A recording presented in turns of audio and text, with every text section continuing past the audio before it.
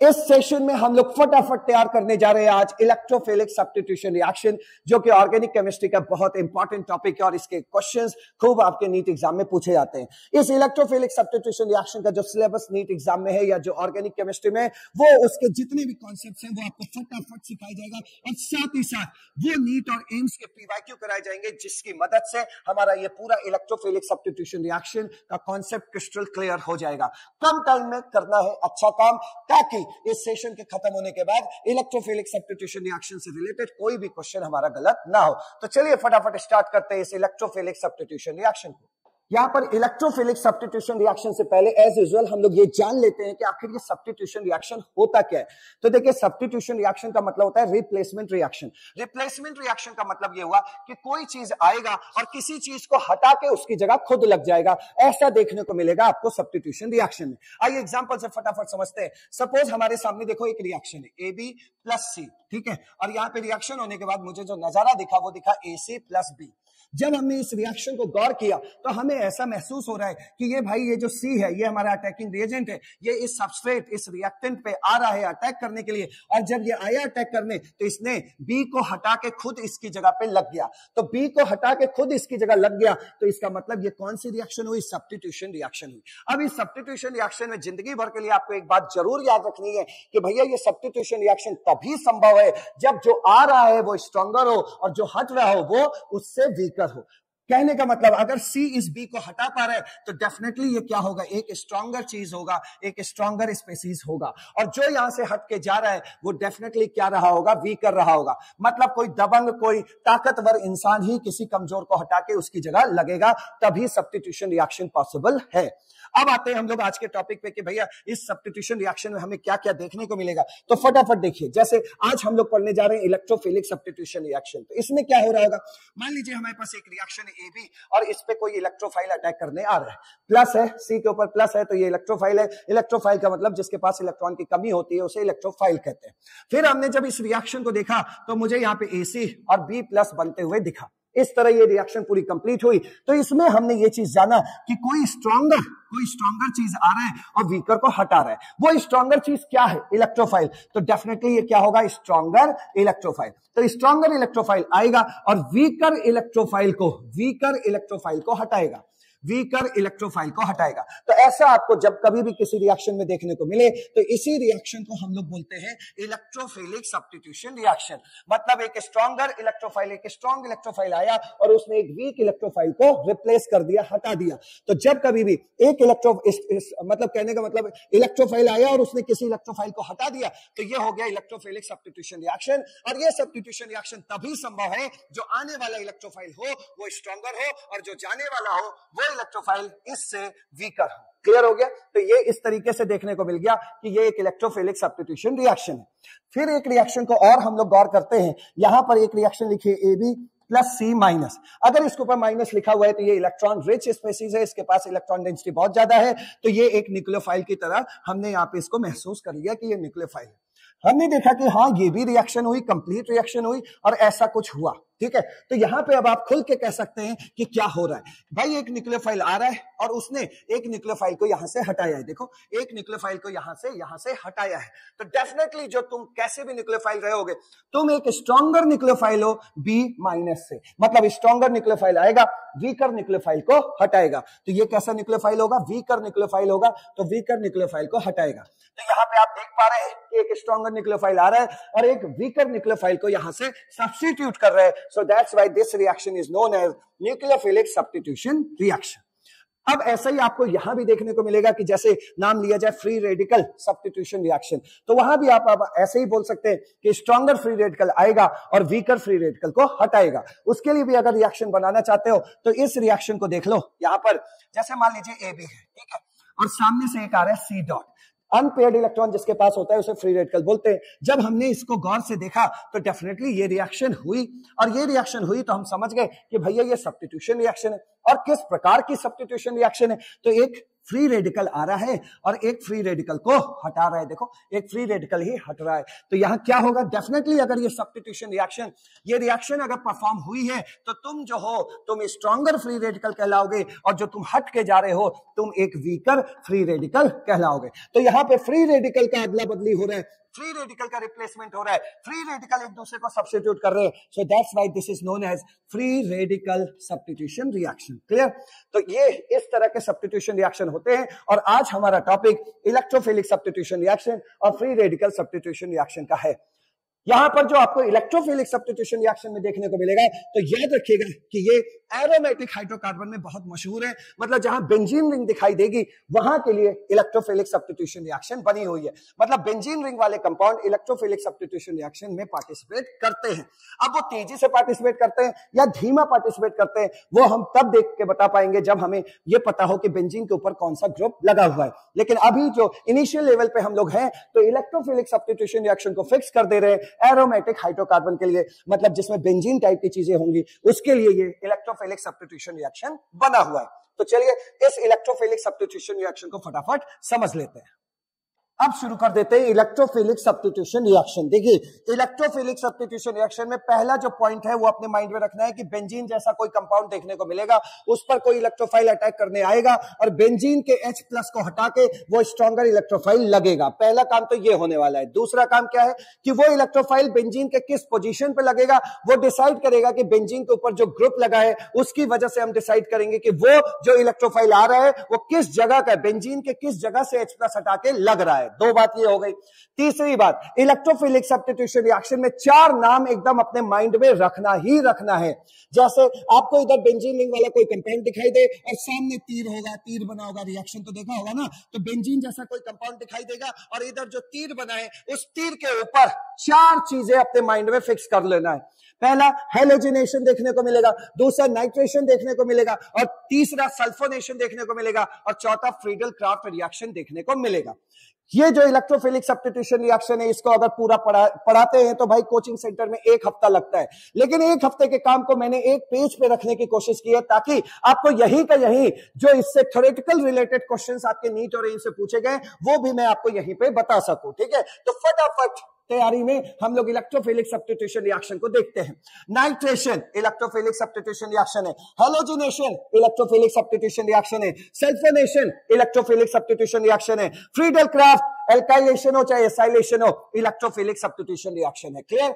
दूसरी बात, इसमें देखिए इलेक्ट्रोफिलिक सब्स्टिट्यूशन रिएक्शन के नाम लिखे गए हैं, उसमें रिएजेंट दिया गया है, लुईस एसिड यूज करना है हमें, और कौन सा इलेक्ट्रोफाइल बनता है वो देखना है।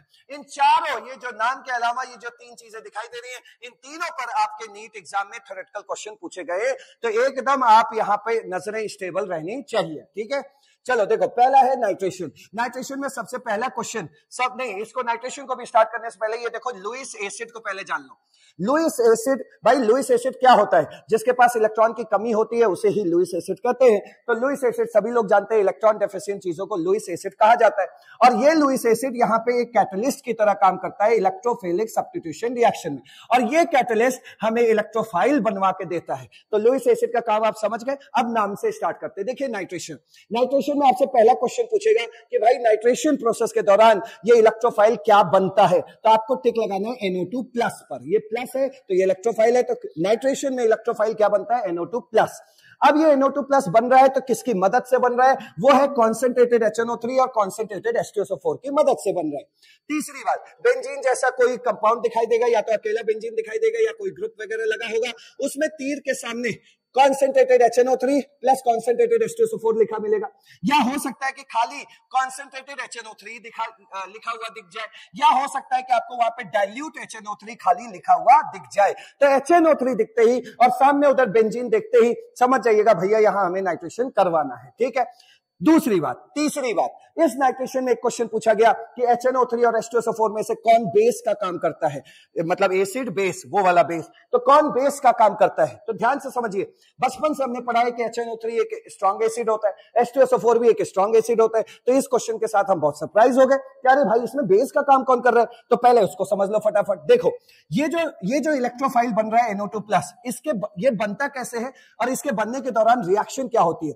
रिएक्शन होती है आपकी HNO3 ठीक है, और H2SO4 के बीच में, H2SO4 के बीच में ये रिएक्शन होती है यहां पर H2SO4 के बीच में, ठीक है। तो ये रिएक्शन इन दोनों के बीच में होती है, तब ये हमें इलेक्ट्रोफाइल NO2+ मिलता है। और इस रिएक्शन के दौरान हम लोग देखते हैं कि HNO3 से आपका OH- हटता है और ये H2SO4 H2 ये दिख रहा है H2SO4 से आपका H+ हटता है। क्लियर? ये दोनों लोग आपस में रिएक्शन करके क्या बना देते हैं? H2O बना देते हैं। अब देखिए क्या क्या हुआ, यहां पर हुआ OH- और H+ ने मिलकर क्या बना दिया? H2O बन दिया। जैसे ही OH- हटा होगा, OH- हटा होगा तो इसमें क्या आया? प्लस आया, और यही बन गया आपका क्या? Electrophile NO2+। और क्या बचा इसमें? यहां से H+ हट गया तो यहां बच रहा है HSO4-। तो रिएक्शन के दौरान हमें ये देखने को मिलता है, और इस प्रोसेस के दौरान हमें एक इलेक्ट्रोफाइल दिखता है NO2+। तो अब आप यहां खुद समझ सकते हैं, बचपन से पढ़े हैं कि भाई जो भी कंपाउंड OH- हाइड्रोक्सिल आयन देता है वो बेस होता है। तो आप खुद बता दो आज OH- कौन दे रहा है? HNO3 दे रहा है या नहीं दे रहा है? अगर HNO3 आज OH- दे रहा है, OH- दे रहा है, तो ये HNO3 किस तरह काम करेगा? बेस की तरह काम करेगा। तो एक क्वेश्चन नीट का हमारा ये भी तैयार हो गया कि HNO3 किस तरह काम करेगा? बेस की तरह काम करेगा। चलिए अब नाइट्रेशन के बाद होगा क्या? नाइट्रेशन में NO2+ उड़ता हुआ जाएगा बेंजीन में, जिस जगह से उससे बोला जाएगा कि H+ हटाओ तो उस जगह का वो H+ हटाएगा और NO2+ वहां पे खुद लग जाएगा। तो ये इलेक्ट्रोफिलिक सब्स्टिट्यूशन रिएक्शन है नाइट्रेशन। अब चलते हैं हम लोग हेलोजिनेशन पे। हेलोजिनेशन में मेनली क्लोरीनेशन या ब्रोमिनेशन देखने को मिलेगा। हेलोजिनेशन में आपको अगर इन दोनों का नाम ना लेके ऐसे बोला जाए तो H2 और उसके साथ आपको लुईस एसिड लेना है FeX3 या AlX3, वो भी एनहाइड्रस फॉर्म में, ठीक है। तो ये लुईस एसिड की तरह काम कर रहे हैं और इनके मदद से हमारे पास X+ नाम का इलेक्ट्रोफाइल तैयार होता है हेलोजिनेशन में।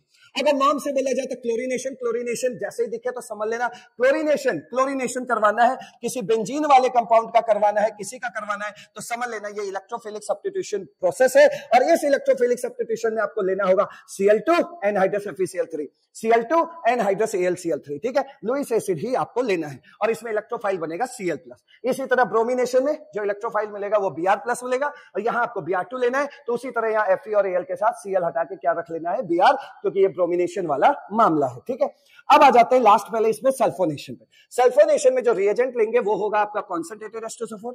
यहां जो कॉन्सेंट्रेटेड H2SO4 है वो HNO3 के साथ दिख रहा है, लेकिन आपको अपने ऑप्टिक्स, अपनी नजर को HNO3 पे रखना है और नाइट्रेशन चिल्लाना है। लेकिन जब अकेला H2SO4 दिखाई देगा और इधर बेंजीन वगैरह कुछ दिखाई देगा तो समझ लेना कि भैया ये इलेक्ट्रोफिलिक सब्स्टिट्यूशन रिएक्शन का सल्फोनेशन है।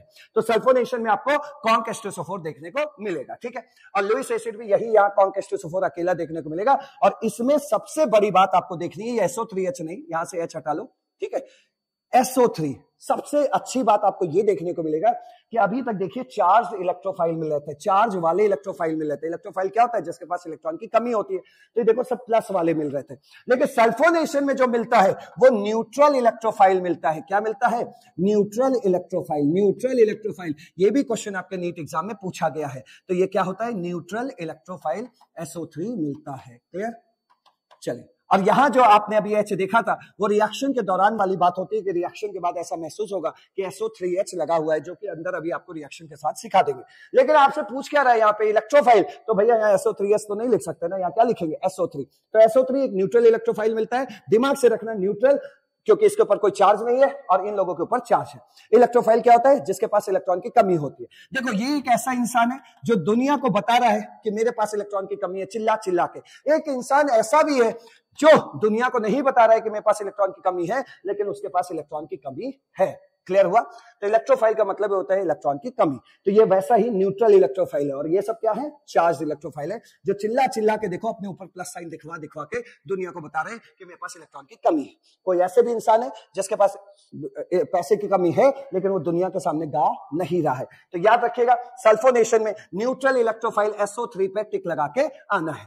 तो ये इलेक्ट्रोफिलिक सब्स्टिट्यूशन रिएक्शन में थ्योरेटिकल एस्पेक्ट्स बताए गए हैं। अब बढ़ते हैं आगे सबसे इंपॉर्टेंट चीज बताया जा रहा है, भाई भूलना नहीं, बिल्कुल भूलना नहीं। इस पर बेस्ड क्वेश्चन खूब आए हैं, एकदम अच्छे से इसको ट्रिक समझना है। ट्रिक देखिए, इलेक्ट्रोफिलिक सब्स्टिट्यूशन रिएक्शन में एक पार्ट तो हो गया आपका रिएक्शन वाला, जिसमें आपसे रिएक्शन पूछा जाएगा। जैसे देखो अभी यहां पे एक दिखाते हैं आपको, यहां पे दिखाते हैं, कहां गया, ये देखो यहां पर आपको एक रिएक्शन जैसा चीजें देखने को मिलेंगी, ठीक है। और एक आपको देखने को मिलेगा कि इसमें पूछ रहा है कि किसमें इलेक्ट्रोफिलिक सब्स्टिट्यूशन रिएक्शन जल्दी होगा। तो दो तरह के क्वेश्चन एकदम पॉपुलर हैं आपके नीट एग्जाम में। तो इस तरह के क्वेश्चन जिसमें रेट पूछेगा कि किस फास्टर रेट से इलेक्ट्रोफाइल अटैक कर रहा है, किस रेट से इलेक्ट्रोफिलिक सब्स्टिट्यूशन रिएक्शन होगा, किस कंपाउंड में इलेक्ट्रोफिलिक सब्स्टिट्यूशन रिएक्शन जल्दी होगा, ये सब के लिए आपको एक ट्रिक क्या कहें, इसको कॉन्सेप्ट ही कह सकते हैं, वो दिया जा रहा है। लेकिन हाँ, हाथ जोड़ के निवेदन है कि भैया ये जरूर तैयार करना अपने नीट एग्जाम के लिए बहुत इंपॉर्टेंट है। क्लियर हुआ? चलिए, इस साल जरूर क्वेश्चन आएगा इस पे, ये रहना। और फिर जब क्वेश्चन पेपर हो जाएगा तो मैं यही वाला वीडियो अपना क्लिप काट के आपको दिखाऊंगा कि मैंने बोला था कि ये क्वेश्चन आएगा, जरूर आएगा, ठीक है। तो चलिए, फॉर एरोमेटिक कंपाउंड्स के केस में देखो आपसे कौन कौन से अल्फाज आज तक आपके नीट और एम्स एग्जाम में पूछे गए। आपसे कहा गया भैया रेट ऑफ ईएसआर का ऑर्डर बताओ, ईएसआर मतलब इलेक्ट्रोफिलिक सब्स्टिट्यूशन रिएक्शन का ऑर्डर बताओ। आपसे बोला गया रेट ऑफ नाइट्रेशन बताओ। तो जिसको पता होगा कि नाइट्रेशन एक इलेक्ट्रोफिलिक सब्स्टिट्यूशन रिएक्शन है, तभी तो वो ये फंडा लगाएगा। तो नाइट्रेशन हो, हेलोजिनेशन हो, सल्फोनेशन हो, ये सब इलेक्ट्रोफिलिक सब्स्टिट्यूशन भी तो है। तो ऐसा भी हो सकता है कि डायरेक्ट नाम ना देके आपको इस तरह बोल दे नाइट्रेशन। आपसे बोले रेट ऑफ हेलोजिनेशन, आपसे बोले रेट ऑफ सल्फोनेशन, तो ये सब किसके प्रकार हैं? इलेक्ट्रोफिलिक सब्स्टिट्यूशन रिएक्शन के ही प्रकार हैं। दूसरा, आपसे ये भी बोल सकता है रिएक्टिविटी ऑफ इलेक्ट्रोफाइल, मतलब वो इलेक्ट्रोफाइल जिस रेट से आके इस पे अटैक करेगा तभी तो रिएक्शन कंप्लीट होगी। तो इस अंदाज में भी पूछा जा सकता है। इनका मतलब एक ही है, रेट ऑफ ईएसआर मतलब वो इलेक्ट्रोफिलिक सब्स्टिट्यूशन रिएक्शन कितनी जल्दी खत्म होगी, या ये पूछा जा सकता है कि इलेक्ट्रोफाइल किस पे अटैक जल्दी करेगा, और जिस पे अटैक जल्दी करेगा वही रिएक्शन जल्दी खत्म होगी। तो ये 5 अल्फाज आपके नीट एग्जाम में पूछे गए, और ये तब जल्दी होंगे जब जो बेंजीन रिंग है उसके अंदर इलेक्ट्रॉन डेंसिटी खूब ज्यादा हो, इसके अंदर भर के इलेक्ट्रॉन डेंसिटी हो, तो ये सब जितने भी आप इलेक्ट्रोफिलिक सब्स्टिट्यूशन रिएक्शन देख रहे हैं वो फास्ट होगी। क्लियर हुआ? अब आगे बढ़ते हैं, नेक्स्ट देखिएगा। नेक्स्ट में देखिए रेट ऑफ ईएसआर। एक बात बताइए, अगर बेंजीन रिंग पर कोई plus R, positive resonance, positive hyper conjugation और पॉजिटिव इंडक्टिव इफेक्ट, ऐसे ग्रुप लगे हुए, तो भैया एक बात बताओ, अगर प्लस आर का ग्रुप लगा है, प्लस रेजोनेंस इफेक्ट का क्या मतलब होता है? वो ग्रुप इसको इलेक्ट्रॉन सप्लाई करेगा, यही तो मतलब होता है। तो जब इलेक्ट्रॉन सप्लाई करेगा तो इसके अंदर इलेक्ट्रॉन भरेगा, तो इलेक्ट्रोफिलिक सब्स्टिट्यूशन रिएक्शन फास्ट होगी। क्यों होगी फास्ट? इसलिए फास्ट होगी कि इलेक्ट्रोफाइल के पास क्या है, इलेक्ट्रॉन की कमी है, और इसके अंदर जब इलेक्ट्रॉन डेंसिटी ज्यादा होगा तो ये इलेक्ट्रोफाइल भागता हुआ इस पे आएगा, अटैक करेगा। इसी तरह प्लस आर की जगह प्लस हाइपर कॉन्जुगेशन भी हो सकता है, या प्लस आई ग्रुप लगा हो, वो लोग क्या करते हैं, बेंजीन रिंग में इलेक्ट्रॉन डेंसिटी बढ़ाते हैं, और बेंजीन रिंग में इलेक्ट्रॉन डेंसिटी बढ़ने की वजह से इलेक्ट्रोफाइल इधर अटैक करने आता है, न्यूक्लियोफाइल नहीं आता है। क्यों नहीं आता है भाई न्यूक्लियोफाइल क्यों नहीं आता है? आप खुद देखिए, यहां पर इलेक्ट्रॉन डेंसिटी है, माइनस साइन है, और न्यूक्लियोफाइल की खोपड़ी पे भी माइनस साइन है, तो ये कभी अटैक हो सकता है? नहीं। क्यों? क्योंकि इन दोनों में रिपल्शन होगा, और इन दोनों में क्या होगा, प्यार होगा। तो ये इलेक्ट्रोफाइल अटैक करने आएगा। अब ये इलेक्ट्रोफाइल आके कहां का H प्लस हटाएगा, वो डिपेंड करेगा कि यहां ग्रुप कैसा लगा हुआ है, ठीक है। अब ये भी बता दिया जाएगा, जितने भी प्लस आर वाले होते हैं वो ऑर्थो पैरा वाले होते हैं, और जो ये माइनस वाले होते हैं वो मेटा वाले होते हैं, सब अंदर अभी आपको बताया जाएगा। तो इलेक्ट्रोफिलिक सब्स्टिट्यूशन रिएक्शन उसमें जल्दी होगी जिसमें ये सब ग्रुप लगे होंगे, और इलेक्ट्रोफिलिक सब्स्टिट्यूशन रिएक्शन उसमें देरी से होगी जिसमें ये सब ग्रुप लगे होंगे। देखो इनवर्सली है, ठीक है। तो ये भी आपको अंदर समझाया जाएगा। आगे देखो, ये बेंजीन है। बेंजीन भगवान की तरफ से इसके अंदर पहले से ही खूब इलेक्ट्रॉन देके भेजा गया है। हम लोग जानते हैं benzene ring is a rich source of electron. ऐसे ही मान लिया फालतू का कि इसमें 100 इलेक्ट्रॉन है, तो ये भी बेंजीन है, तुम भी हो तो तुम्हारे अंदर 100 इलेक्ट्रॉन है, 500 मान लो, 1000 मान लो, जो मानना हो वो मान लो, हम मान रहे हैं खाली 100 इलेक्ट्रॉन। ये भगवान ने इसको देकर के भेजा हुआ था, और ये इलेक्ट्रोफाइल यहाँ पे मुंह बना के खड़ा है कि हम किस पे अटैक करें। अभी मैं आपसे पूछूं कि इलेक्ट्रोफाइल इन तीनों में से किस पे अटैक करेगा, आप कहेंगे सर सब इस इलेक्ट्रोफाइल के लिए सब एक जैसे हैं, क्योंकि सब में इलेक्ट्रॉन डेंसिटी सेम है, तो ये किसी पर भी अटैक कर सकता है, सब पे अटैक वो उसी रेट से करेगा, ठीक है। लेकिन जरा देखो यहां क्या हो गया, यहां हो गया ये तो बेंजीन रिंग है, इसके अंदर 100 इलेक्ट्रॉन माना था हमने, तो 100 इलेक्ट्रॉन है। यहां देखो ये NH2 के पास लोन पेयर है, और जो चीज दिखता है उसी का उल्टा बोलते हैं। लोन पेयर का मतलब माइनस साइन इलेक्ट्रॉन, यही तो मतलब होता है। तो इलेक्ट्रॉन है तो इलेक्ट्रॉन माइनस वाला होता है, निगेटिव होता है, निगेटिव का उल्टा बोलो प्लस। तो ये प्लस रेजोनेंस इफेक्ट शो करेगा। कैसे? चार्ज सिंगल और ये क्या है, डबल बॉन्ड ही तो है, तो रेजोनेंस है, तो ये रेजोनेंस के जरिए अपना इलेक्ट्रॉन इस रिंग में भरेगा। जब इस रिंग में भरेगा तो इसमें इलेक्ट्रॉन डेंसिटी बढ़ेगी। इलेक्ट्रॉन डेंसिटी बढ़ेगी अगर, तो इसका मतलब हो गया कि इसमें 100 से ज्यादा इलेक्ट्रॉन देखने को मिलेंगे। तो मान लिया कि इसके अंदर 160 इलेक्ट्रॉन देखने को मिल रहे हैं, 160 इलेक्ट्रॉन। अब बढ़ते हैं इधर। जब तक ये बेंजीन था 100 थे, लेकिन बेंजीन के साथ जो लगा वो NO2 लगा। NO2 के बारे में मैंने कहा है कि जब भी NO2 लगा करे उसको ऐसे फील किया करो, प्लस वाला, ठीक है। ये -R इफेक्ट शो करता है। ये जो दे रहा है अपना इलेक्ट्रॉन रेजोनेंस के जरिए +R है। इंडक्टिव इफेक्ट के जरिए अगर कोई देगा तो +I इफेक्ट है। यहां क्या है, यहां NO2 लगा है, NO2 लगा, सामने रेजोनेंस वाला स्ट्रक्चर है, तो यहाँ रेजोनेंस से शो होगा। कैसा वाला होगा, फील करो, यहाँ प्लस साइन एक बार फील करो। NO2 का स्ट्रक्चर कैसा होता है, ऐसा N+O- और इधर डबल बॉन्ड हो, ऐसा ही तो होता है। तो इसलिए मैं आपसे कह रहा हूं कि जो बेंजीन से डायरेक्टली कनेक्ट है N, इस N के बारे में सोचिए तो अंदरूनी बातें पता चलेंगी कि इस N के ऊपर ये बेचारा N इलेक्ट्रॉन की कमी से जूझ रहा है, इसका इलेक्ट्रॉन ऑक्सीजन खींच लिया है, क्लियर। तो इस N पे इलेक्ट्रॉन की कमी है, तो ये बेंजीन रिंग से इलेक्ट्रॉन खींचेगा। तो इसका मतलब ये खींच रहा है, किसी से लूट रहा है, तो ये कहलाएगा -R इफेक्ट। क्यों? क्योंकि रेजोनेंस के जरिए ही ऐसा काम हो रहा है, क्योंकि यहाँ पे N पे प्लस है तो चार्ज सिंगल और ये देखिए डबल है, क्लियर है ना। ये रिंग का मतलब ही क्या है, डबल, अल्टरनेट डबल बॉन्ड है, ठीक। तो यहाँ रेजोनेंस है, और रेजोनेंस में क्या हो रहा है, वो सिस्टम से वो ग्रुप इलेक्ट्रॉन खींच रहा है। तो जो इलेक्ट्रॉन खींचता है उसे नेगेटिव इफेक्ट कहते हैं, और चूंकि रेजोनेंस के जरिए खींचा जा रहा है इसलिए इसे -R इफेक्ट कहते हैं। तो यहाँ पे NO2 ने क्या किया, इसके इलेक्ट्रॉन को खींच लिया। जब इलेक्ट्रॉन को खींच लिया, भगवान ने इसे 100 इलेक्ट्रॉन देके भेजा था, इसने जब खींच लिया तो हमने कहा अरे अब तो इसके पास 70 इलेक्ट्रॉन ही बचे होंगे, 30 इलेक्ट्रॉन खिंच गए। अब बताइए इलेक्ट्रोफाइल फास्ट अटैक कहां करेगा। अब कहेंगे अरे सर अब तो आपने क्वेश्चन ही एकदम लल्लू छाप कर दिया। ये इलेक्ट्रोफाइल जहां उसको इलेक्ट्रॉन डेंसिटी ज्यादा मिलेगी 160, वहां फास्ट अटैक करेगा, फास्ट, सबसे तेज यहां अटैक करेगा, फिर यहां अटैक करेगा, मतलब एक नंबर पे यहां अटैक करेगा, दूसरे पे यहां अटैक करेगा, और यहां सबसे धीमा अटैक करेगा, स्लो अटैक करेगा, क्योंकि इलेक्ट्रोफाइल को प्लस है, इलेक्ट्रॉन की कमी है, उसे इलेक्ट्रॉन चाहिए और उसे इलेक्ट्रॉन यहां नहीं मिल रहा है ज्यादा। जहां उसे ज्यादा मिलेगा वो फास्ट अटैक करेगा। अगर हमने इसको 1 नंबर दे दे, इसको 2 नंबर दे दे और इसको 3 नंबर दे दे, तो इलेक्ट्रोफाइल सबसे तेज कहां अटैक करेगा, 1 नंबर पे, फिर कहां अटैक करेगा, 2 नंबर पे, और सबसे धीमा कहां अटैक करेगा, 3 नंबर पे। सबसे तेज कहां अटैक करेगा, 1 नंबर पे। सबसे धीमा अटैक, स्लो रेट से अटैक कहां करेगा, 3 नंबर पे, क्योंकि वहां उसे इलेक्ट्रॉन नहीं दिख रहा है। तो यही हो गया इलेक्ट्रोफिलिक सब्स्टिट्यूशन रिएक्शन का रेट। अब ये किसी भी तरीके से पूछ सकता है, आपको यहाँ Cl+ दे देगा, आपसे कहेगा हेलोजिनेशन का रेट बताओ, यही तो आंसर है। NO2+ दे देगा, नाइट्रेशन का रेट बताओ, यही तो आंसर है। आपको यहाँ पे सल्फोनेशन वाला दे देगा और कहेगा बताओ सल्फोनेशन का रेट बताओ, यही तो आंसर है। क्योंकि नाइट्रेशन हो, हेलोजिनेशन हो या सल्फोनेशन हो, ये क्या होते हैं, ये आपके होते हैं इलेक्ट्रोफिलिक सब्स्टिट्यूशन रिएक्शन, ठीक है। चलिए एक पॉइंट और अभी दिमाग में आया कि फर्स्ट पेज में हमने फ्रीडल क्राफ्ट वाला तो देखा ही नहीं, इसको भी जरा पहले फटाफट देख लेते हैं। फ्रीडल क्राफ्ट एल्काइलेशन हो चाहे फ्रीडल क्राफ्ट एसाइलेशन हो, ठीक है, ये हमने नहीं पढ़ा है ना, नहीं। फ्रीडल क्राफ्ट रिएक्शन हो या फ्रीडल क्राफ्ट एसाइलेशन हो, ये इलेक्ट्रोफिलिक सब्स्टिट्यूशन रिएक्शन का ही टाइप होता है। इसमें फ्रीडल क्राफ्ट एल्काइलेशन में हम लोग एल्काइल हैलाइड लेते हैं, और एल्काइल हैलाइड ऐसे टूटता है और R+ और X- बनाता है, जिससे ये R+ एक इलेक्ट्रोफाइल का काम करता है।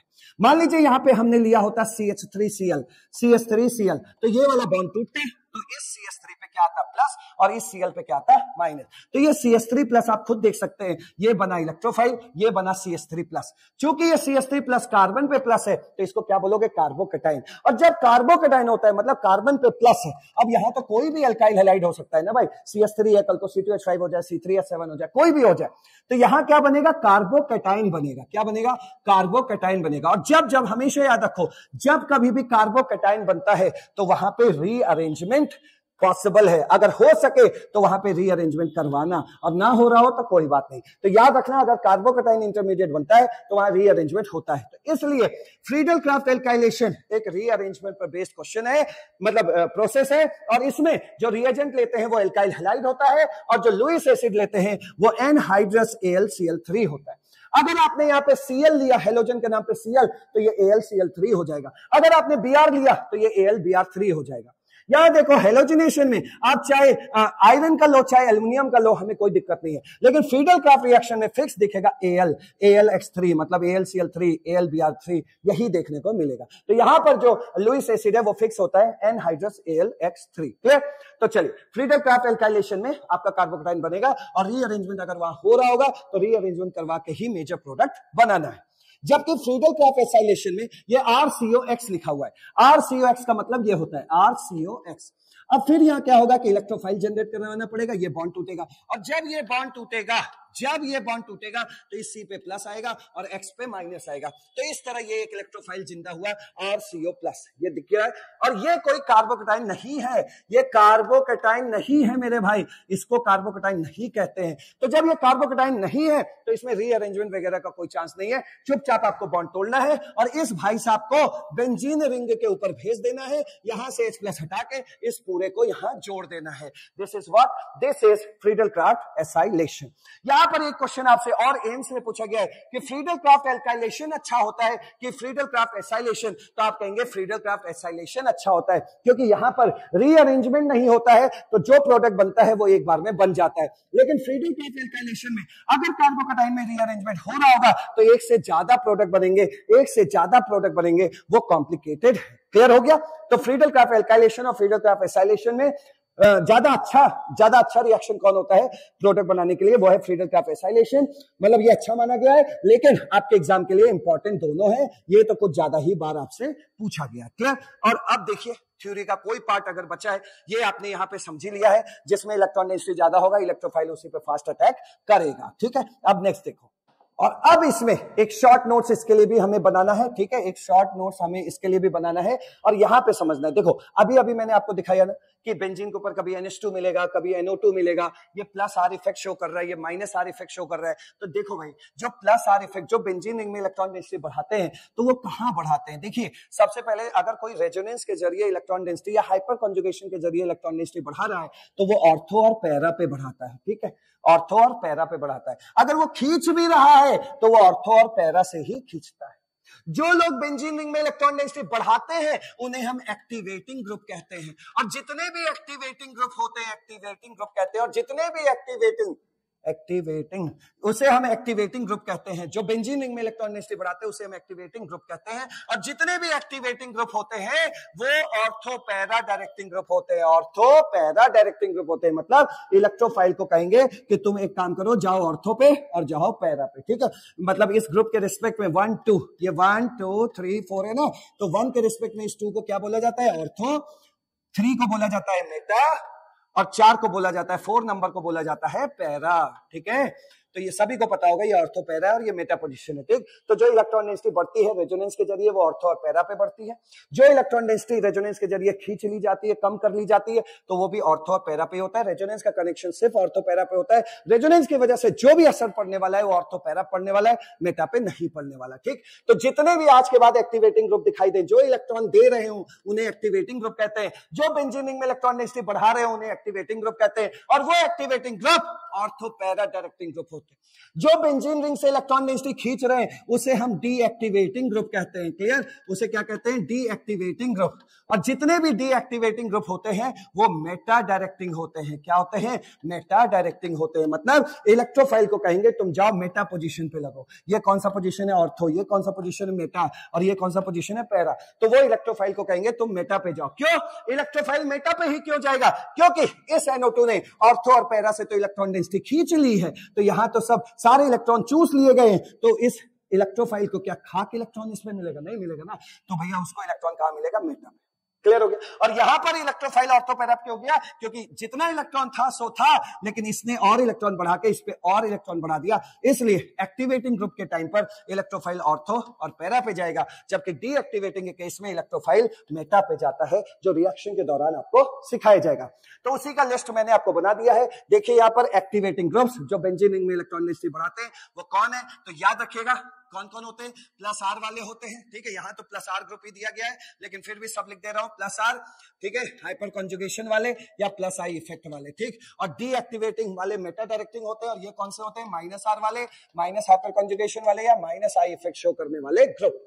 तो एक्टिवेटिंग ग्रुप की पहचान, प्लस R की पहचान देखो क्या है? उनके पास लोन पेयर या माइनस साइन दिखेगा, लोन पेयर या माइनस साइन दिखेगा, लोन पेयर या माइनस साइन दिखेगा। तो ये सब के सब प्लस एम लिखने का मतलब है मेसोमेरिक इफेक्ट, इसी को हम लोग रेजोनेंस इफेक्ट कहते हैं, तो कंफ्यूज मत होइएगा, प्लस R प्लस एम एक ही बात है। क्लियर? और ये जो प्लस R ग्रुप होते हैं ये ऑर्थो पैरा डायरेक्टिंग ग्रुप होते हैं, और कैसे होते हैं? एक्टिवेटिंग होते हैं। ठीक, अब जितने ये मेटा डायरेक्टिंग वाले होते हैं वो सबके सब, भैया देखिए मेटा डायरेक्टिंग है तो ना तो मेटा पे बढ़ रहा है ना तो नाम से तो हम नहीं जानेंगे। और दूसरा, मेटा डायरेक्टिंग वाले जितने भी लोग हैं, जितने भी मेटा डायरेक्टिंग होते हैं, वो बेंजीन रिंग से ऑर्थो और पैरा पोजीशन से इलेक्ट्रॉन खींच लेते हैं, इसलिए उन्हें डीएक्टिवेटिंग ग्रुप्स बोलते हैं। तो मेटा डायरेक्टिंग वाले क्या होते हैं? डीएक्टिवेटिंग होते हैं, जो आपको यहां बना के दिखा गया है।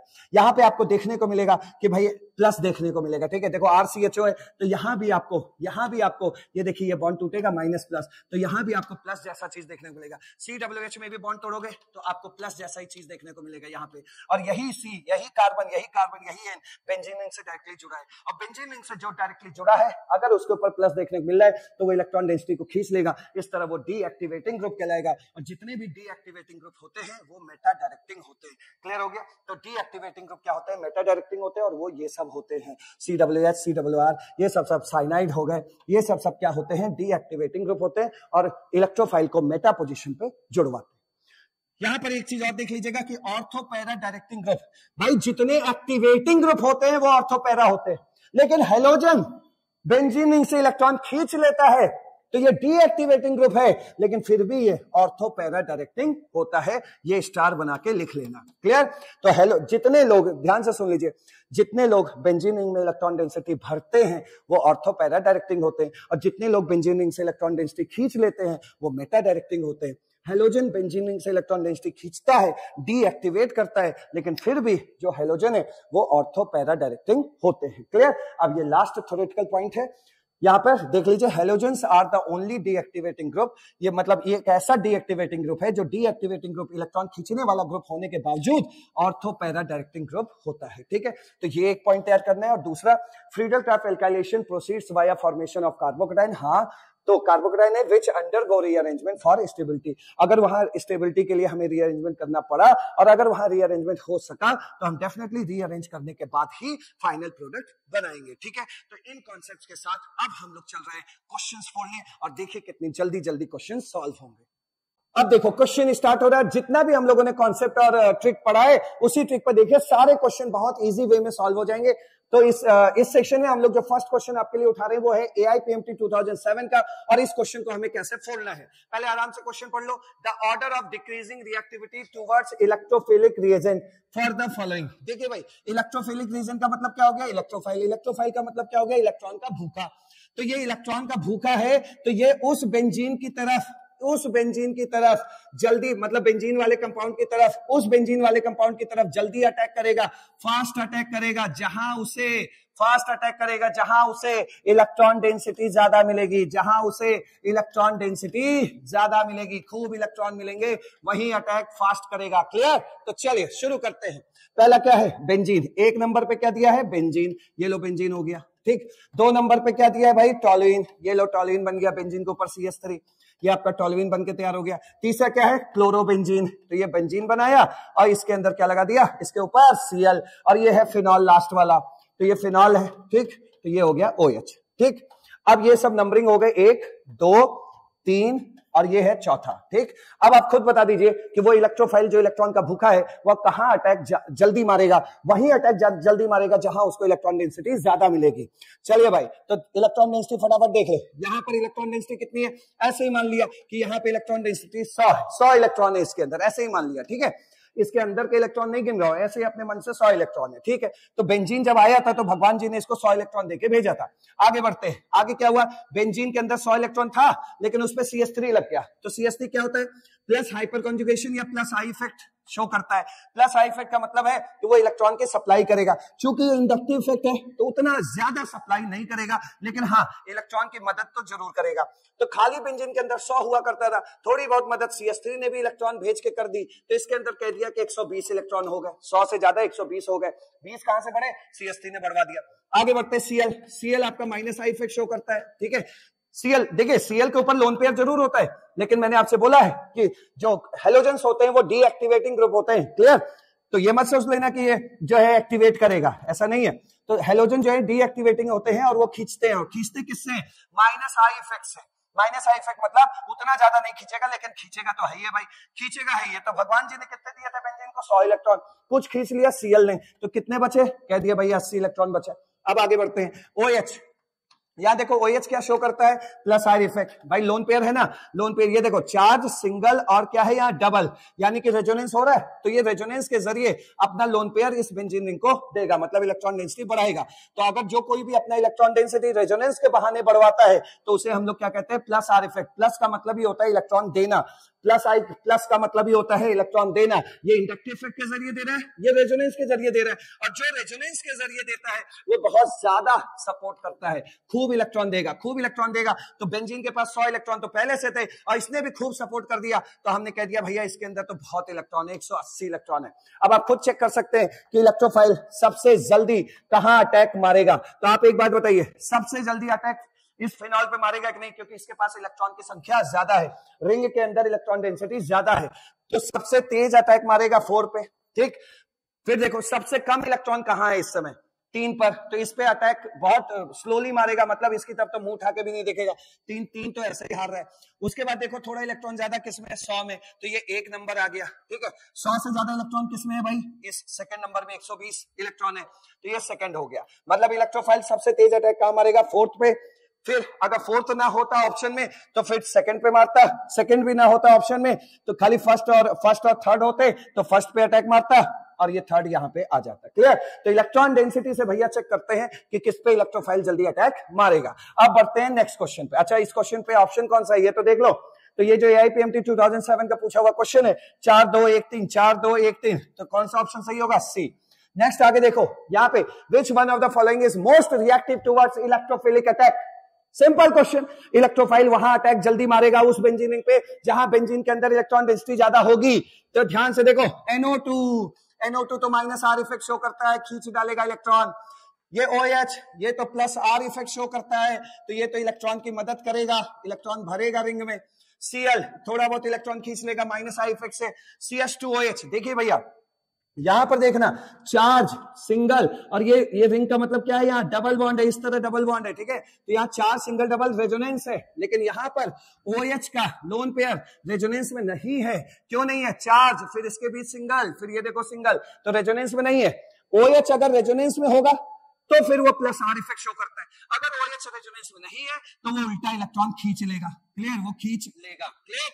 तो चलिए आपसे कह रहा है which one of the following is most reactive towards electrophilic. Electrophile को सबसे तेज कौन बुलाएगा, तो सीधा क्यों ना बी ऑप्शन पे आंसर मार दे, क्योंकि इसी के अंदर इलेक्ट्रॉन डेंसिटी सबसे ज्यादा देखने को मिलेगी। यहां तो खिंच रहा है, यहां भी खिंच रहा है, यहां भी खिंच रहा है, लेकिन यहां इलेक्ट्रॉन बेंजीन को दिया जा रहा है, जिससे इसके अंदर इलेक्ट्रॉन डेंसिटी बहुत क्या बोलूं, यहां पे बोल दो सबसे ज्यादा, इन लोगों में सबसे ज्यादा होगी, सबसे ज्यादा इलेक्ट्रॉन डेंसिटी इसमें पाई जाएगी। तो इसका मतलब इस पर इलेक्ट्रोफाइल का अटैक भी फास्ट होगा। तो इसी में पूछा था आपसे most reactive toward electrophilic region, तो सबसे तेज इलेक्ट्रोफाइल से रिएक्शन इन चारों में से कौन करेगा, बी। अब नेक्स्ट क्वेश्चन पे चलते हैं। ये देखो, कह रहा है nitrobenzene can be prepared from benzene by using mixture of conc HNO3 and conc H2SO4. In the mixture, nitric acid act as an, ये अभी आपको थ्योरी में समझाया था कि नाइट्रिक एसिड अपना OH माइनस देता है, इसलिए इस मिक्सचर में बैठे हुए HNO3 और H2SO4 में से HNO3 एक बेस का काम करेगा। तो बेस कहाँ है, ये है। नेक्स्ट आगे बढ़ते हैं। नेक्स्ट क्वेश्चन देखो, क्वेश्चन 4, ये AIPMT 2010 का क्वेश्चन है, पहले पढ़ लेते हैं। The reaction of toluene with Cl2, यानी हेलोजनेशन हो रहा है टोलिन का, toluene with Cl2 in presence of FeCl3 gives X and reaction in presence of sunlight, ये लाइट का मतलब सनलाइट है, तो ये Y बना रहा है। अब पूछा जा रहा है X and Y क्या होगा। बहुत इंपॉर्टेंट क्वेश्चन है, क्योंकि इसमें आपको 2 रिएक्शन सीखने को मिलेगी, तो फटाफट इसको कवर कर लेते हैं। देखो भैया, यहाँ पे दिया गया है आपको टोलुइन, ठीक है, ये हो गया टोलुइन, ये हो गया टोलुइन CH3, ठीक। अब आपसे कह रहा है कि इसका रिएक्शन 2 अलग अलग अंदाज में कराना है। पहला हमें हेलोजनेशन करवाना है एनहाइड्रस FeCl3 के प्रेजेंस में, ठीक है, एनहाइड्रस FeCl3 के प्रेजेंस में। और दूसरा कह रहा है हेलोजनेशन करवाना है सनलाइट के प्रेजेंस में।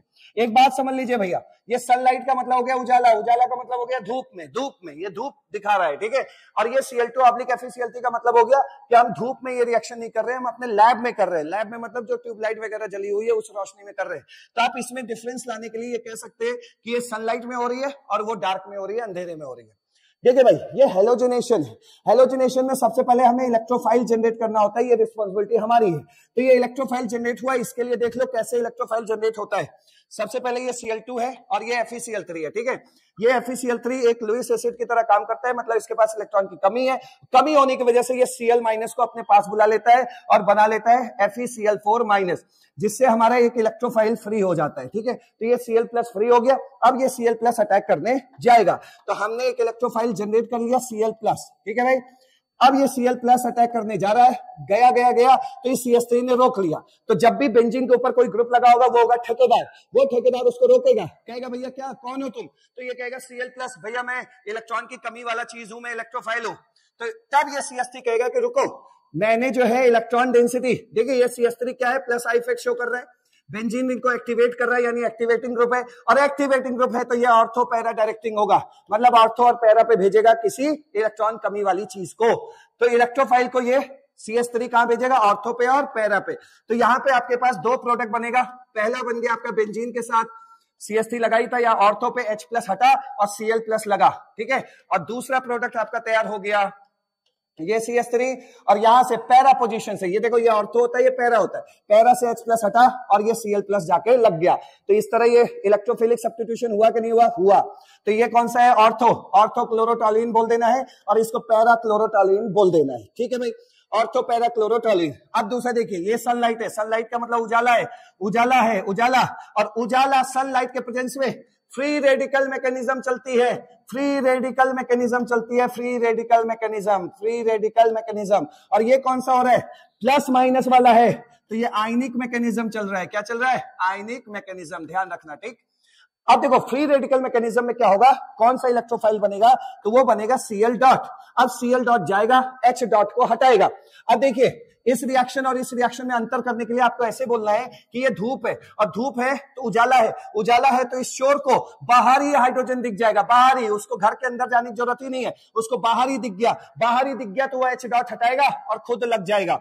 तो H डॉट हटाएगा, खुद लग जाएगा। ये देखो यहां से, यहां CH3 था, H डॉट हटा, क्या बचा होगा? CH2 डॉट, और उस पे आ गया Cl डॉट, तो वो क्या बन गया? ये। और इसको क्या बोलते हैं? Benzyl chloride, benzyl chloride. अब फ्री रेडिकल मैकेनिज्म आपने 9th क्लास 10th क्लास में ही पढ़ा होगा, याद करो। CH4 एक एक करके सब H हट जा रहे थे और Cl जुड़ता जा रहा था, वही है।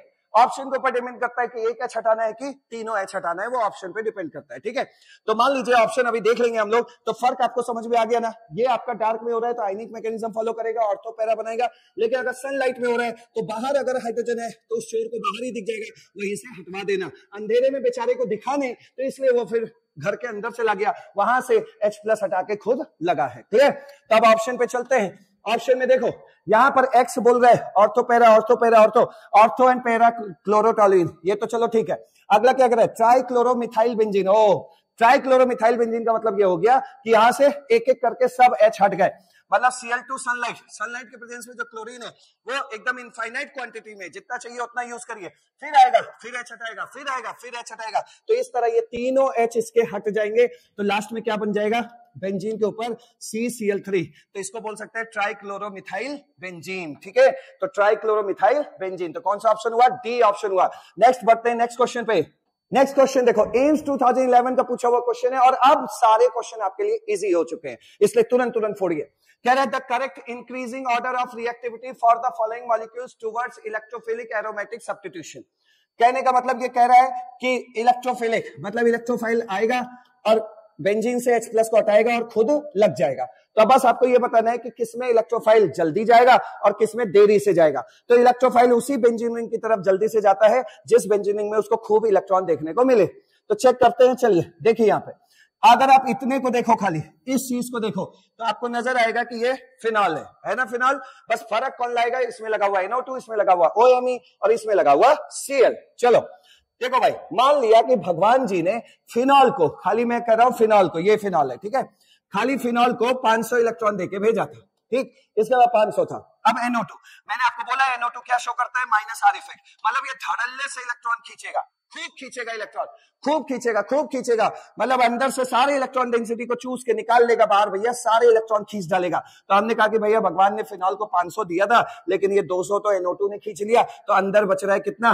300 इलेक्ट्रॉन। ठीक, ऐसे आगे बढ़ते हैं। अब यहां देखिए OMe है। सबसे पहले एक बात समझिए, O के ऊपर जरूर लोन पेयर है, और यहां पे आपको चार्ज सिंगल डबल आपको देखने को मिल रहा है। ये रिंग का मतलब ये अल्टरनेट पाई बॉन्ड है यहाँ, ठीक है। अब आप कहेंगे सर देखिए 4 सिंगल डबल, ऐसे ऐसी गलती भूल के भी मत करना, क्योंकि ये देखो ये पोजीशन मेटा है और मेटा पे रेजोनेंस ऑपरेट नहीं होता, मेटा पे रेजोनेंस होता ही नहीं। तो रेजोनेंस नहीं होगा तो क्या होगा, इंडक्टिव इफेक्ट होगा। और इंडक्टिव इफेक्ट में ये जो OMe है ये इलेक्ट्रॉन खींचता है, क्योंकि O मोर इलेक्ट्रोनेगेटिव है ना, तो वो कार्बन से इलेक्ट्रॉन खींचेगा, जिससे इस बेंजीन रिंग से इलेक्ट्रॉन खींचेगा। तो ये खिंच जाएगा। अब आगे देखते हैं और कौन खींचने वाला है। इसमें तो 500 ही है और ये Cl। अच्छा Cl भी चलो मेटअप लगा है, लेकिन Cl तो minus I effect he show करता है, चाहे ऑर्थोप लगाओ चाहे पैरा चाहे कहीं लगाओ, तो ये माइनस आई इफेक्ट शो करता है। अब आपको देखिए ये क्वेश्चन मैक्सिमम स्टूडेंट क्यों गलत करते हैं, ये क्वेश्चन इसलिए गलत होगा उनसे क्योंकि उनको अंदाजा नहीं है कि अगर माइनस आई इफेक्ट का ऑर्डर देखा जाए तो ये ऑर्डर जरूर तैयार करना है। बहुत इंपॉर्टेंट क्वेश्चन है कि हेलोजेंस का minus I effect alkoxy group से ज्यादा होता है, OR ग्रुप से। OMe लिखा है ना, ठीक है, मेथॉक्सी, कल को एथॉक्सी हो सकता है, प्रोपॉक्सी हो सकता है, कुछ भी हो सकता है। तो हेलोजन का इलेक्ट्रॉन खींचने का जो स्पीड है वो OMe से ज्यादा होता है, तो यानी कि ये ज्यादा इलेक्ट्रॉन खींचेगा। ठीक, ये ज्यादा इलेक्ट्रॉन खींचेगा। चलिए, ये ज्यादा इलेक्ट्रॉन खींचेगा। यहां पे देखो ये OMe था, कम खींच रहा था। फिनॉल में कितना था, 500 था, तो ये कम खींच रहा था, तो हम इसको दे देते हैं कि चलो इसके पास क्या है, 400 इलेक्ट्रॉन। खींचने के बाद 400 बचा है। और यहां देखो Cl और तेजी से खींचेगा, तो इसके बाद 350 इलेक्ट्रॉन बचा होगा। क्लियर? तो ये था इस क्वेश्चन के पूरा का पूरा समरी। अब आप खुद बताइए कि कहां अटैक जल्दी मारेगा। ये देखो ये घटते से बढ़ते हुए ऑर्डर है। सबसे कम इलेक्ट्रॉन किसमें देखने को मिल रहा है, इसमें देखो 300 मिल रहा है, तो ये हारा। 300 के बाद देखो 350, 400, तो 350 का नंबर लगेगा। फिर देखो इसमें है 400, तो ये कौन सा नंबर है, सेकंड। और सबसे ज्यादा इलेक्ट्रॉन डेंसिटी किसमें है, थर्ड में, तो इसमें इलेक्ट्रोफाइल का अटैक सबसे ज्यादा होगा, तो थर्ड वाला इलेक्ट्रोफिलिक अटैक फास्ट देगा। 1 4 2 3 1 4 2 3 1 4 2 3 1 4 2 3 1 4 2 3, किसी में भी नहीं है। 1 4 2 3 1 4 2 3, इसी को सही कर लो, 2 और ये क्या हो जाएगा, 3। ठीक, ये 1 4 2 3 ये राइट आंसर है, तो इस तरफ भी ऑप्शन हुआ। नेक्स्ट बढ़ते हैं आगे। नेक्स्ट क्वेश्चन देखो, AIPMT 2013 का पूछा हुआ क्वेश्चन है और कह रहा है which of the following compound will not undergo Friedel craft reaction. एक बात समझ लीजिए भैया, फ्रीडल क्राफ्ट रिएक्शन दो मशहूर एग्जांपल हैं जो फ्रीडल क्राफ्ट रिएक्शन नहीं शो करते हैं। वो है आपके नाइट्रोबेंजीन, इसको अलग से तैयार कर लेना, वो है नाइट्रोबेंजीन, ठीक है, नाइट्रोबेंजीन, और दूसरा है एनिलीन, लिख दे रहा हूं एनिलीन। ये दो लोग नहीं शो करते हैं फ्रीडल क्राफ्ट रिएक्शन, क्योंकि ये एनिलीन दिए हुए एनहाइड्रस ClCl3 जैसे लुईस एसिड से मिलकर सॉल्ट बना लेता है, जिससे कि वहां पे इलेक्ट्रोफिलिक सब्स्टिट्यूशन रिएक्शन नहीं हो पाता है।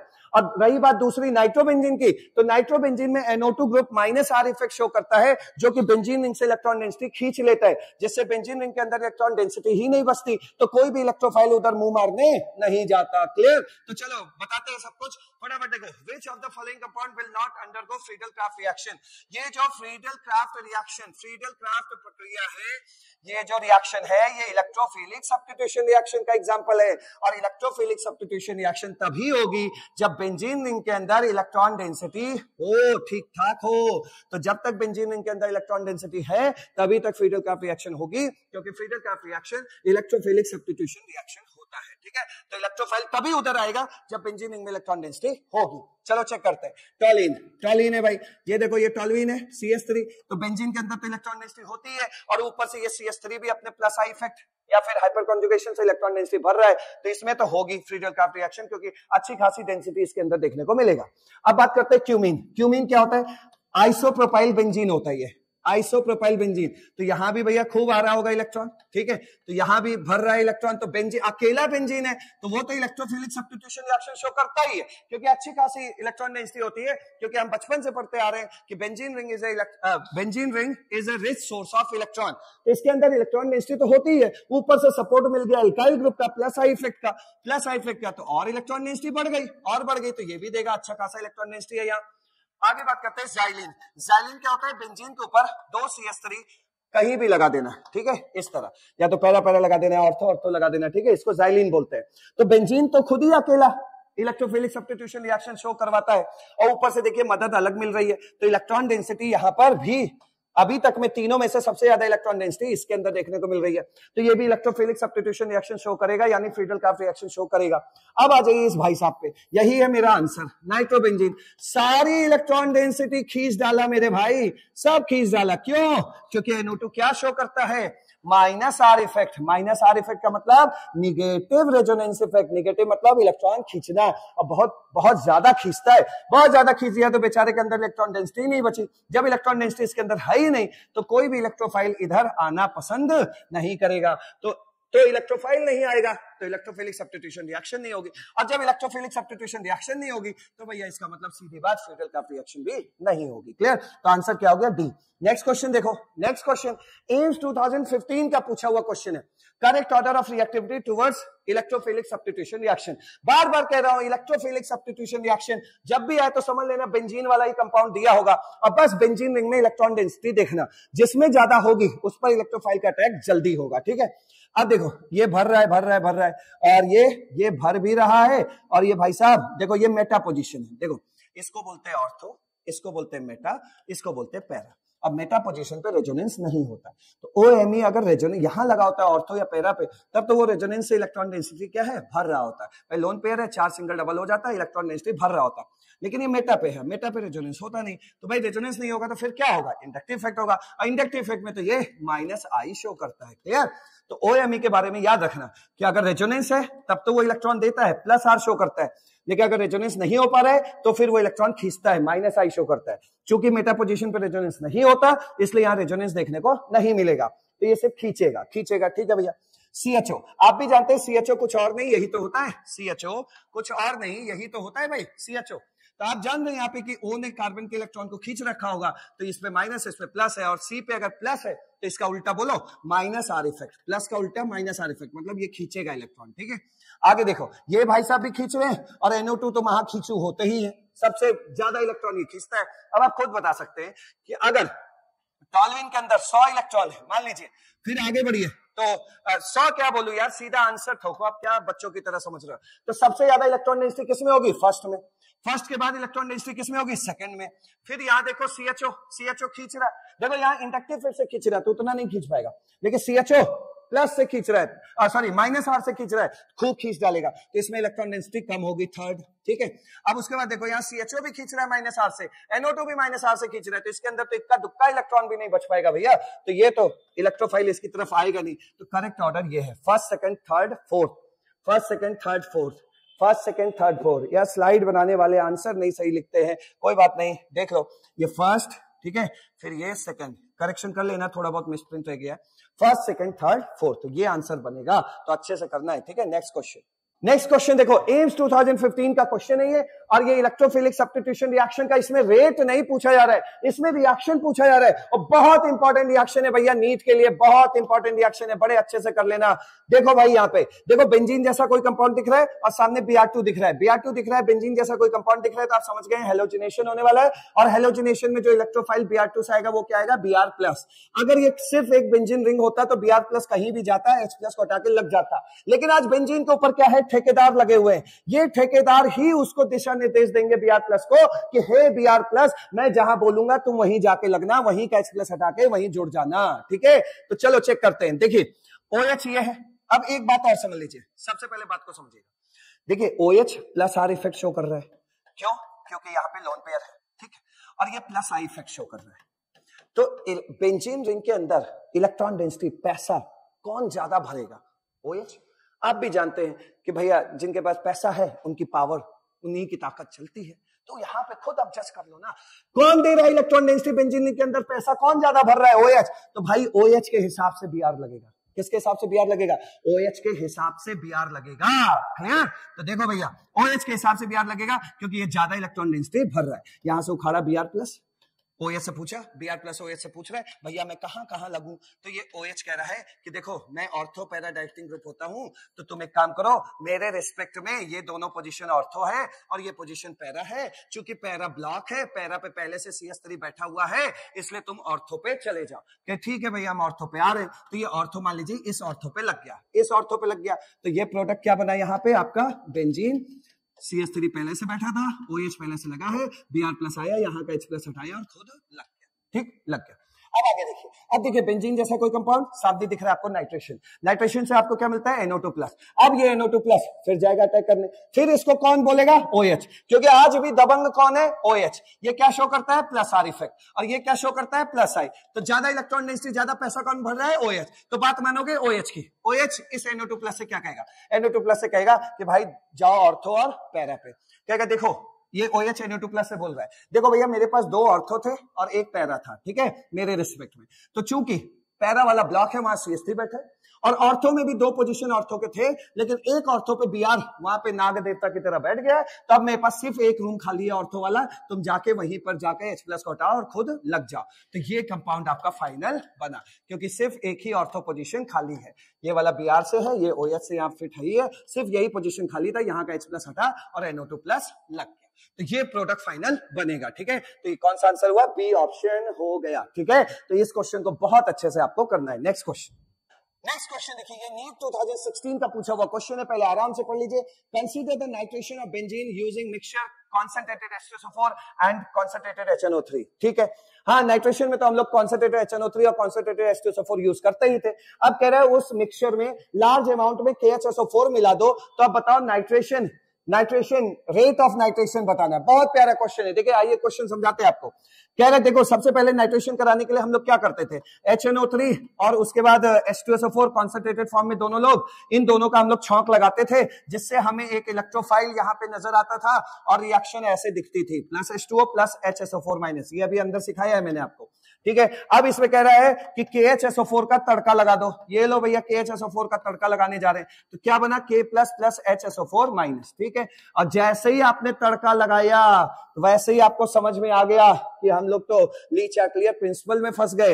ये देखिए HSO4-, ये देखिए HSO4-, ये क्या है, ये कॉमन आयन इफेक्ट में फंस गए, कॉमन आयन इफेक्ट। अब कॉमन आयन इफेक्ट होने की वजह से ये जो रिएक्शन है ये वापस जाने लगेगी। जैसे ही आप KHSO4 मिलाएंगे तो देखिए प्रोडक्ट साइड में क्या हो गया, कॉमन आयन इफेक्ट है, तो ये रिएक्शन फिर बैक जाने लगेगी, ठीक है।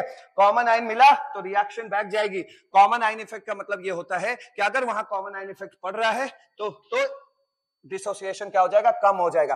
कॉमन आयन इफेक्ट का काम क्या है, जो वीक है उसको और वीक बना देता है, जो डिसोसिएट हो रहा है उसको उसके डिसोसिएशन को रोक देता है। तो जैसे ही यहाँ पे KHSO4 डालोगे तो इससे जो धड़ाधड़ ये सब बन रहा था, ये बनना थोड़ा धीमा हो जाएगा। और जब ये बनना धीमा हो जाएगा तो NO2+ का बनना भी धीमा हो जाएगा। और जब NO2+ धीमे धीमे बनेगा तो नाइट्रेशन भी धीमे धीमे होगा, यानी कि रेट ऑफ नाइट्रेशन गिर जाएगा। तो राइट आंसर क्या हुआ, बी, स्लोअर, ठीक है।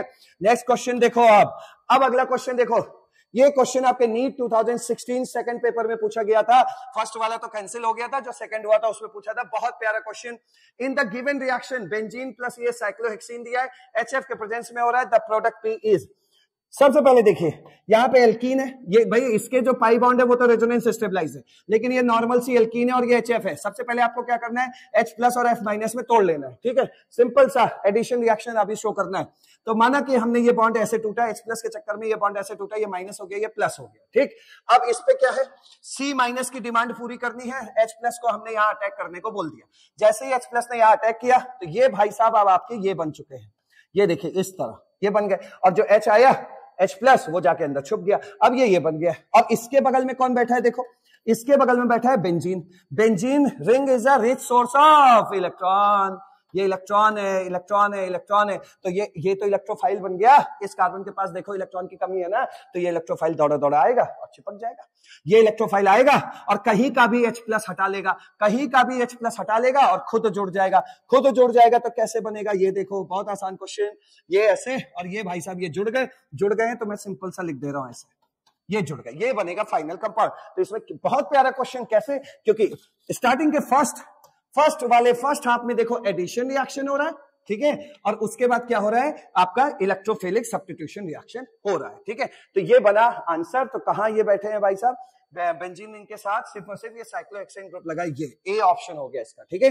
नेक्स्ट क्वेश्चन देखो, अगला क्वेश्चन 11, बहुत खूबसूरत, बहुत इंपॉर्टेंट क्वेश्चन, एम्स 2016 का पूछा हुआ क्वेश्चन है। और ध्यान से पहले समझ लो, ये CH3CO का होल ट्वाइस AlCl3 है, ठीक है। ये फ्रीडल क्राफ्ट रिएक्शन जैसा ही है। यहां पर सबसे पहले आपको क्या कर लेना है, CH3CO वाला हिस्सा खोल लेना है इस तरीके से।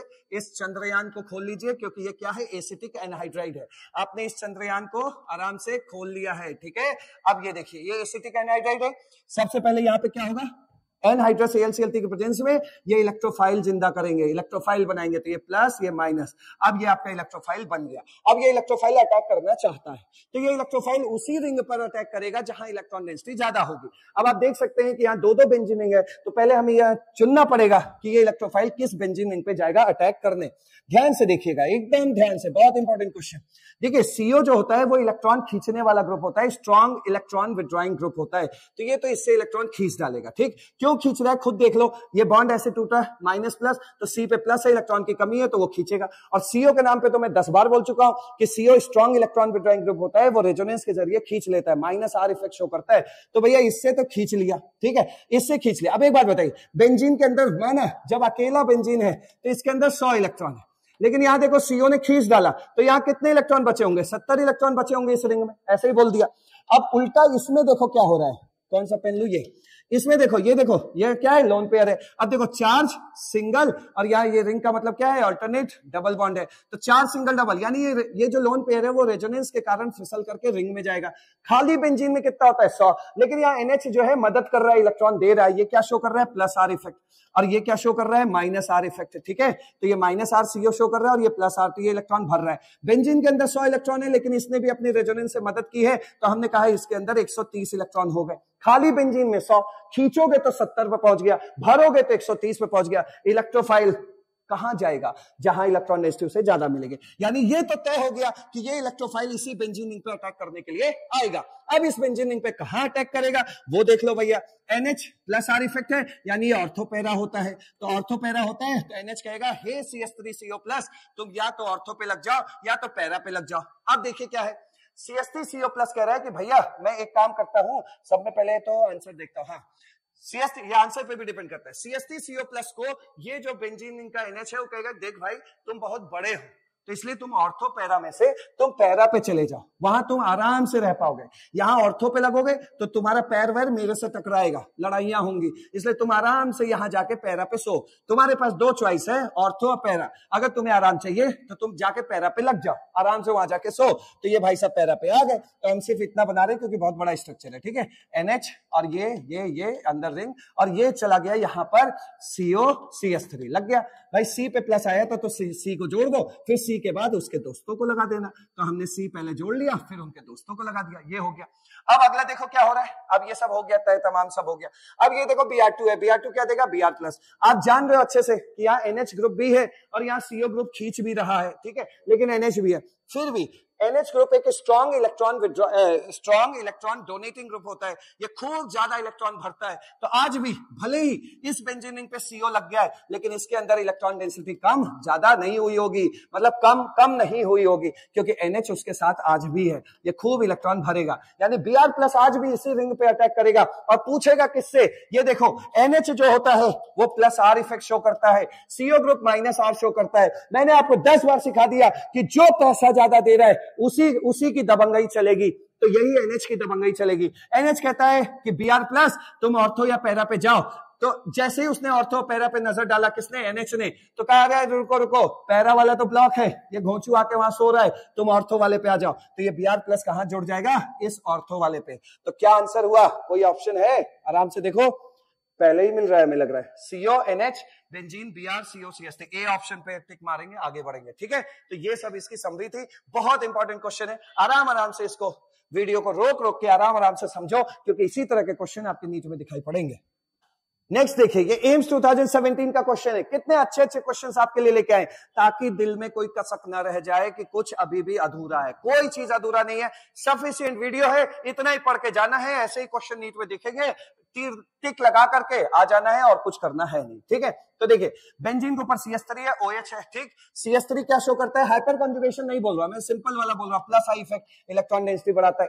OH देखो क्या है भाई, ये OH होता तो +R इफेक्ट वाला है, मतलब इलेक्ट्रॉन डेंसिटी खूब बढ़ाएगा, लेकिन OH किस पे लगाया आज? मेटा पे, यानी किसकी? रेजोनेंस की, तो वॉट लगता है, रेजोनेंस मेटा पे होता नहीं।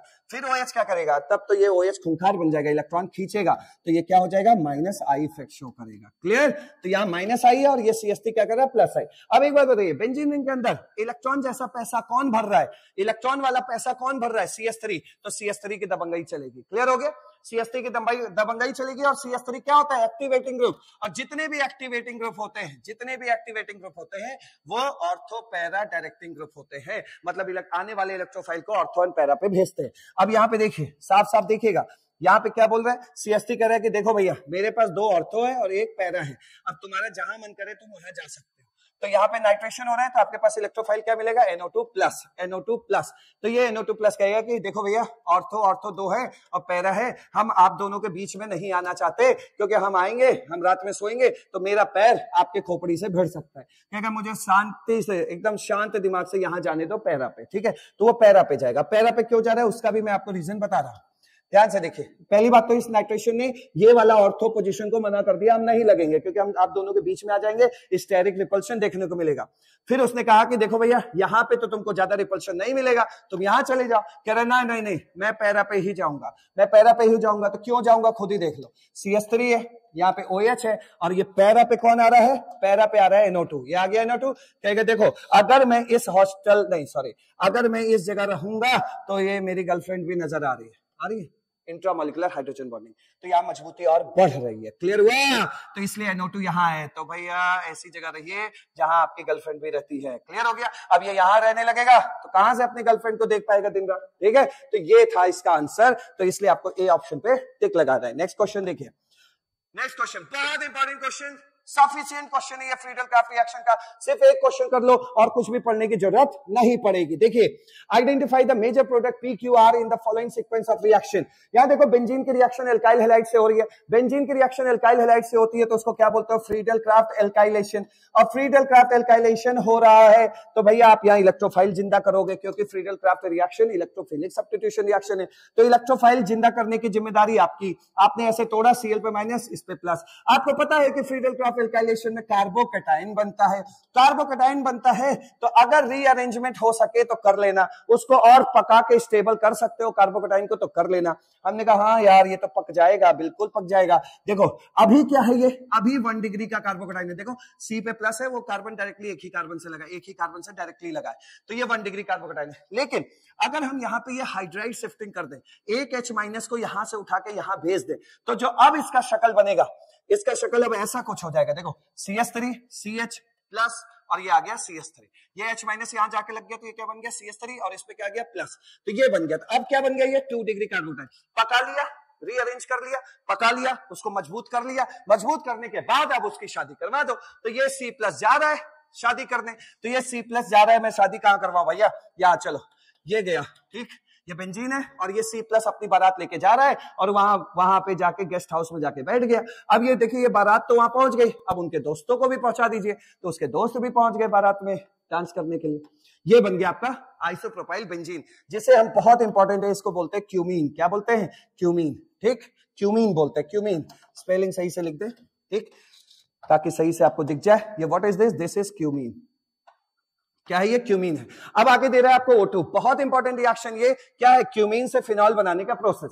ये जो O2 है, ये फोकट का ऑक्सीडाइजिंग एजेंट है और ये इसको ऑक्सीडाइज करेगा। ये जो आप देख रहे हो CH बॉन्ड, यही CH बॉन्ड को फैला के दोनों O लगा देना, ठीक है। तो ये बन जाएगा आपका, देखिए क्या ये बन जाएगा आपका, जगह कम है लेकिन फिर भी देखना, ये देखो, ये बेंजीन हो गया, ठीक है, और ये CH को फैला दिया, दूर कर दिया, बीच में लगा दिया 2 ऑक्सीजन, ये O2 फिट हो गया, और जो ऊपर लगे थे उसके दोस्त यार, वो वैसे ही लगा दीजिए, ठीक। तो ये हो गया आपका। अब आगे कह रहा है हाइड्रोलिसिस भी कर देना। अब हाइड्रोलिसिस करोगे तो क्या होता है? हाइड्रोलिसिस में एक झटके में जान लो, ये वाला पूरा हिस्सा पैराशूट बनके उड़ जाता है। तो पूरा पैराशूट बनके उड़ गया, तो अगला प्रोडक्ट क्या बना? बेंजीन के ऊपर OH और प्लस ये भाई साहब उड़ेंगे तो क्या बनाएंगे? CH3 COCH3 एसीटोन बनेगा। तो ये तो बहुत इंपॉर्टेंट प्रोसेस है भैया, ये तो आपको तैयार होना ही चाहिए। जो एक क्वेश्चन ऐसा ही करना है, मतलब जिसमें सब कुछ रिवाइज हो जाए, फालतू क्वेश्चन नहीं करो, ठीक है। तो ये देखो नीट एकदम रिसेंट ईयर 2018 वगैरह में पूछा गया, तो आप समझ सकते हैं इस क्वेश्चन की इंपॉर्टेंस। तो आपका पहले आइसोप्रोपाइल बेंजीन बन रहा है। आइसोप्रोपाइल बेंजीन कहां बन रहा है? आइसोप्रोपाइल बेंजीन इसमें और इसमें बन रहा है। तो देखो आइसोप्रोपाइल बेंजीन बन रहा है, ये आपका क्या बन रहा है? ये आपका बन रहा है P, ठीक है। अब उसके बाद कह रहा है क्यू हमारा बन रहा है फिनॉल, क्यू फिनॉल बन रहा है। और तीसरा है क्या है? ये आपका बन रहा है आर क्या है? एसीटोन। आर क्या है? एसीटोन। वो तो सही नहीं है, ये थोड़ा सा करेक्शन कर लेना, यहाँ पे सी कर लेना, तो ये आर बन गया, ठीक है। तो ये सी ऑप्शन इसका सही है। नेक्स्ट बढ़ते हैं आगे। अब देखो ये क्वेश्चन भी लास्ट क्वेश्चन है, इसके बाद कोई क्वेश्चन नहीं है और सिर्फ इतने ही क्वेश्चन आपको करने हैं। तो कम टाइम में अच्छी तैयारी आपकी हो गई है। फोड़ो फाड़ो, नीट के एग्जाम में जो क्वेश्चन मिले सब सही करो। देखो भाई यहाँ Cl2H है, मैंने आपसे बोला था नहीं कि अगर सनलाइट होगा तो ये जो है फ्री रेडिकल मैकेनिज्म से होगी आगे की कहानी। तो यहाँ पे Cl डॉट जैसा फ्री रेडिकल बनेगा, ठीक है। और ये Cl डॉट जाएगा, ये Cl डॉट भी क्या है? एक अनपेयर्ड इलेक्ट्रॉन है, तो इसका मतलब क्या हो गया? ये भाई इलेक्ट्रॉन की कमी वाला चीज है। Cl डॉट जाएगा, H डॉट को हटाएगा, तो यहाँ क्या बनेगा? यहाँ पे बनेगा आपका बेंजीन के ऊपर क्या क्या बन सकता है वो देख लो, ठीक है। मान लीजिए कि हमने ये कहा कि इस Cl डॉट ने सिर्फ एक H हटाया होगा, तो क्या बना होगा? बेंजीन के ऊपर CH2Cl ये बना होगा, ठीक। अगर 2 H हटा रहा होगा तो क्या बन रहा होगा? ये भी बन सकता है, क्योंकि कोई कमी है नहीं, CH Cl2। और अगर तीनों H हट गए होंगे तो क्या बन रहा होगा? CCl3 ये बन रहा होगा। अब आपको ये चुनना है कि हम इन तीनों में से कौन सा शक्ल यहां पे रखें जिसका हाइड्रोलिसिस करने के बाद एल्डिहाइड मिले। तो आप समझ लीजिएगा कि भाई कार्बन के साथ अगर 2 क्लोरीन लगा है, 2 हेलोजन लगा है, कार्बन के साथ अगर 2 हेलोजन लगा है और उसको अगर आप पानी में डुबाएंगे तो बिना पूछे वो एल्डिहाइड में कन्वर्ट हो जाएगा। तो यहाँ पे देखिए, अगर हम ये वाला लेके आए यहाँ पर 2 क्लोरीन वाला, क्योंकि हमें एल्डिहाइड बनाना है, ठीक है। तो यहाँ पे CH है, यहाँ Cl है, तो ये समझ लेना भैया ये एल्डिहाइड है, इसको क्लोरो बोलो ही नहीं, क्या ये एल्डिहाइड है। ये पानी में नहीं डालोगे तब भी ये मॉइस्चर से भी रिएक्शन कर लेगा, ठीक है। तो यहाँ पे आपने H2O डाला, H2O ने क्या बोला? OH माइनस, स्ट्रॉन्गर न्यूक्लियोफाइल किया, वीकर न्यूक्लियोफाइल को हटाया। जब ये OH माइनस इनको हटाएगा तो देखिए अगला चीज क्या बन जाएगा? अगला कहां में बनाओ? यहां बनाता हूं। अब नेक्स्ट आपका बन जाएगा ये 2 Cl हट गए, ठीक है। 2 Cl हट गया, उसकी जगह क्या लग गया? OH। और हमें पता है एक कार्बन पे 2 OH महापाप होता है, और इस महापाप के केस में हम लोगों को वाटर हटाना पड़ता है, गंगा नहाना पड़ता है। तो ये वाटर हट गया, क्या बचा? CHO, ये बन गया। तो इस X का शक्ल कैसा होना चाहिए? ऐसा 2 Cl वाला। तो यही आपसे X पूछ रहा है, तो 2 Cl वाला आंसर कौन है? ये है। तो राइट आंसर क्या होगा? B। तो इस तरीके से आपको सिर्फ इलेक्ट्रोफिलिक सब्स्टिट्यूशन रिएक्शन में 14 क्वेश्चन ही करने हैं। मच सफिशिएंट क्वेश्चन है, ज्यादा आपको इधर उधर टाइम वेस्ट नहीं करना है। जितना पढ़ाया उसी में एक ही दिन में आपको खूब मतलब फील आ गया होगा कि हाँ अब मुझसे क्वेश्चन गलत नहीं होगा। तो 1 घंटे की अगर ये वीडियो बन रही है तो इसमें आप काफी तेज बन चुके होंगे। बस इतना ही पढ़ना है और कोई फालतू के क्वेश्चन आपको नहीं करना है। Thank you so much.